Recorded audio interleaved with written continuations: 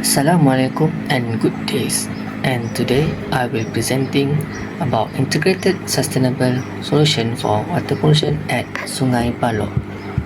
Before that, I will introduce to my group members, which is Ahmad Daniel, Amsha Mohris, Haziq and Masaf Akamuddin. So, the introduction of Sungai Balok pollution. The water pollution issue identified in this study is an anthropogenic contamination of Sungai Balok in Gebeng, Pahang. Sungai Balok flows through the Gebeng industrial estate, which comprise industrial, chemical and petrochemical zone. Based on peer review of journal published in 2024, which is the scientific evidence of the 24 study, long-term industrial activities along the river have resulted in the discharge of effluent and contaminated river sediment with heavy metal, particularly arsenic, plumber, lead and zinc. Sediment-enriched analysis confirmed that these pollutants originate from human activities rather than natural sources. Furthermore, Sungai Balok has been classified as Class 3, indicating moderate pollution and limited suitable for water use. This issue is concerning because heavy metals are persistent pollutants that can accumulate in sediment and pose long-term risks to aquatic ecosystem and human health.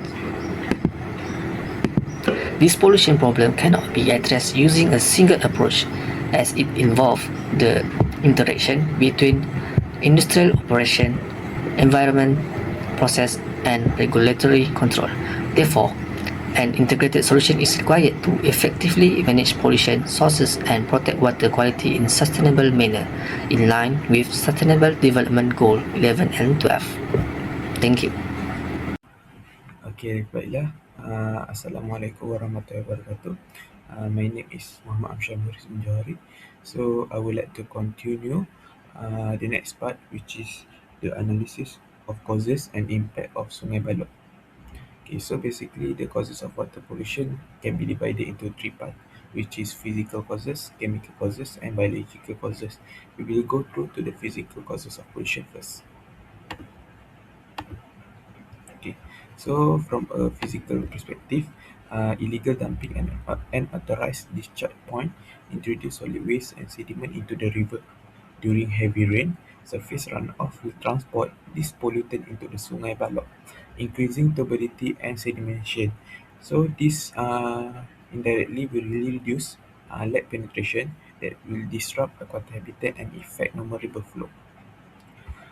Next, we will go to the chemical causes of pollution, which is from a chemical perspective. Illegally discharged waste contain heavy metal, oil, and grease, and also organic pollutant.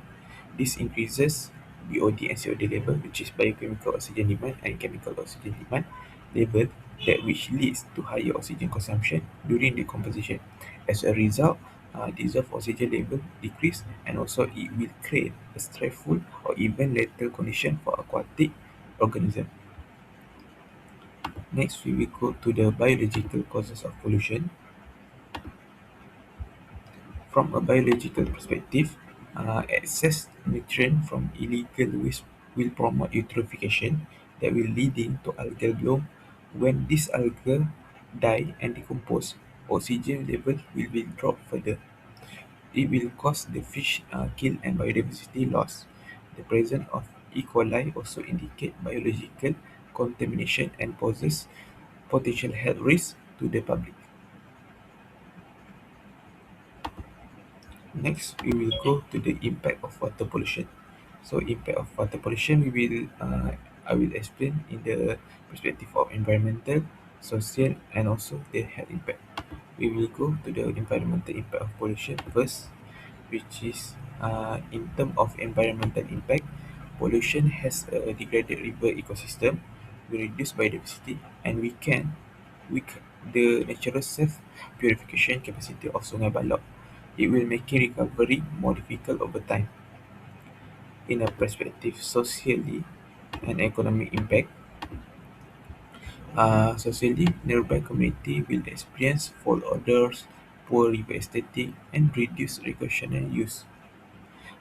While economically, fishermen and aquaculture operators will suffer income losses, while industry and authority face higher water treatment and also cleanup costs.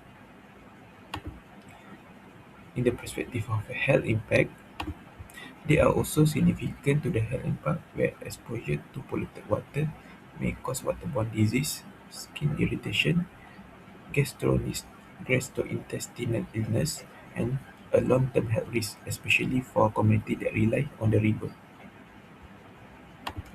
For the summary for sustainability alignment and summary,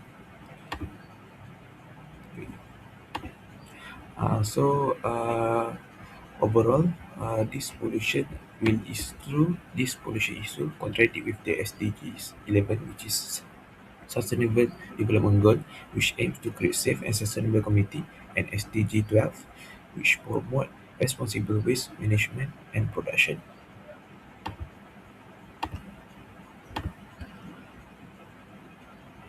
In conclusion, pollution Sungai Balok is a complex, multidimensional problem: physical, chemical, and biological process.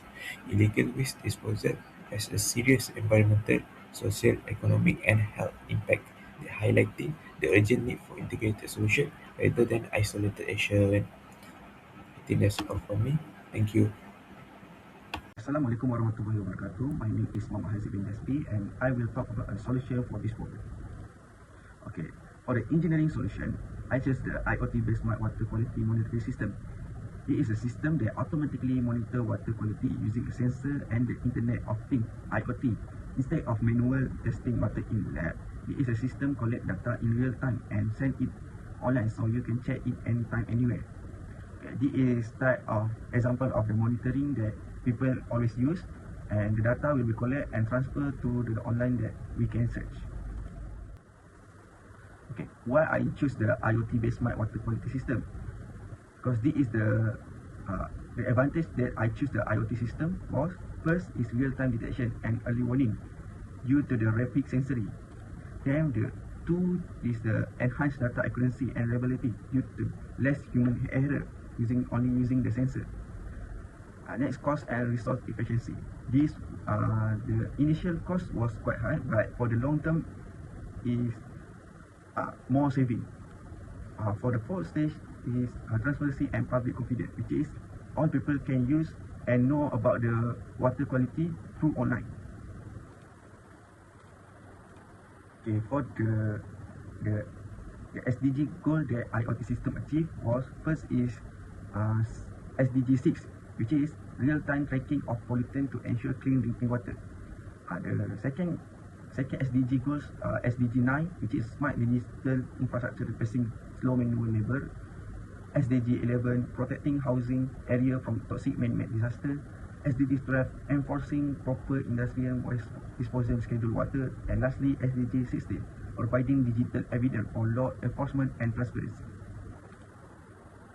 Okay, for the elevation, effectiveness and visibility is very high because monitor water in real time and easy to deploy. Second, cost and resource efficiency is high because save time and labor, moderate setup cost. And for the third, sustainability is also high because it reduces chemical testing and support eco-friendly water management. And lastly, is legal and safety compliance is moderate because it can meet standard if the sensors are accurate. Okay. For the other solution is neutral treatment, which is I choose the constructed wetland phytoremediation, which is an engineering ecosystem mimicking neutral wetland to treat a wastewater using a plant, microbes, and substrate for the pollutant removal, such as nutrient, metal, and organic. This is one of the wetland in Malaysia, which is the Taman Wetland Putrajaya. Okay, next. Why I choosing the constructed wetland? It is because the advantages we choose these are first, low cost and energy efficiency. Next is the effective pollutant removal. Third is a low maintenance, and lastly is environmental sustainable. Okay.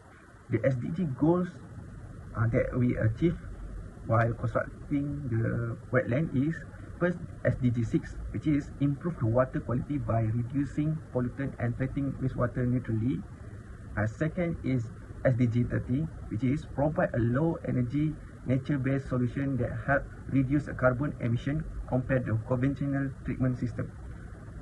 Third is the SDG 14, which is reduce the pollutant discharge into the river and lake, protecting aquatic ecosystem. And lastly, SDG 15, which is enhance biodiversity and support a terrestrial ecosystem through the habitat creation. Okay, for the evaluation was first, effectiveness and feasibility is high because it's remove a pollutant effectively, feasible with the enough land. And second is the cost and resource efficiency is high because low operating cost, initial setup many land investment. Okay, third is sustainability is very high. It's because support biodiversity and long-term water quality. And lastly is the legal and safety compliance is high because it meets the discharge standard, low safety and risk. For policy or regulatory aspect, I propose a solution to strengthen enforcement of industrial effluent discharge.